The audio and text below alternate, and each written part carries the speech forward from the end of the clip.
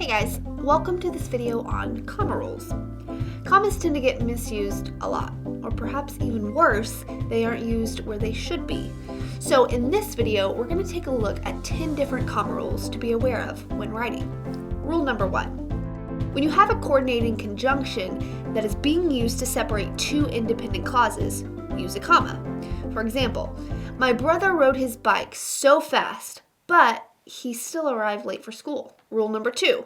When you have an intro clause phrase or just a couple of words that precede the main clause, then use a comma to separate them. Here's an example.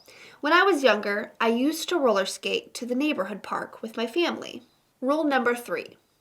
When you have a non-restrictive clause in the middle of a sentence, then use a pair of commas to separate it. Non-restrictive clauses are just clauses that are not essential to the meaning of the sentence. For example, my paper, which I think you might like, is about changing psychological behaviors in our culture. Rule number 4.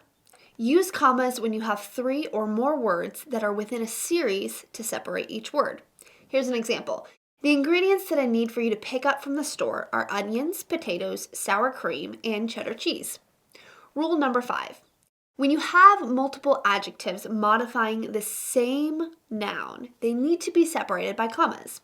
For example, the strong, lean Olympian catapulted herself over the bar. Notice there's no comma after lean. The last adjective right before the noun should not have a comma after it. Rule number 6. Use commas to separate opposing coordinate words or to represent a clear pause or change. For example, she was simply uninformed, not stupid. We are still going to the fair together, right? Rule number 7. Use a comma to distinguish phrases at the start or end of a sentence that are referring to something in the middle or at the beginning of a sentence. Look at this example. Sweet Emma yelled, "Choo-choo," as the train passed by, jumping enthusiastically. Rule number 8. Use commas to distinguish geographical names, addresses, except for the first line, format dates with the exception of the month and the day, and to set apart a title in someone's name. Here's an example. Hollywood, California is where a lot of major films are made.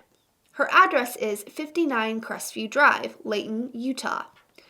George C. Oxford, PhD, has written over 37 books on the human brain. Rule number 9. Use commas to separate the normal flow of writing from quotations. For example, the frustrated young student asked, "Why on earth do we exist?" "You're doing great," she said. "Keep working hard." And lastly, rule number 10. Use a comma if it helps the sentence to be read correctly or if a comma would help to eliminate any possible confusion. Look at this example. It seemed as though there was never enough encouragement at work, to Martha. Now, before we close here, let's talk about one last thing. Let's take a look at rule number 4. Use commas when you have 3 or more words that are within a series to separate each word. The example we saw was, the ingredients that I need for you to pick up from the store are onions, potatoes, sour cream, and cheddar cheese. Well, the comma immediately following sour cream is referred to as the Oxford comma. The Oxford or serial comma can be defined as the comma that comes after the second to last item in a list of 3 or more items, right before and or.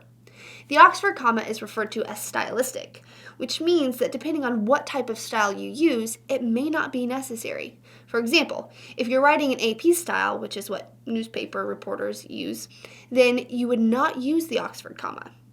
Now, typically, you will hear it said that it is up to you to decide if you want to use the Oxford comma or not. However, you want to be very careful because this can potentially lead to some confusion. I'll show you how. I like my friends Beyonce and Abraham Lincoln. Now, the problem with this sentence is that it seems as though this person is claiming to be friends with Beyonce and Abraham Lincoln, when really what they meant to communicate was that they like their friends, Beyonce, and Abraham Lincoln. So, in any case, when writing, make sure that you're communicating effectively what you would like for your audience to take away.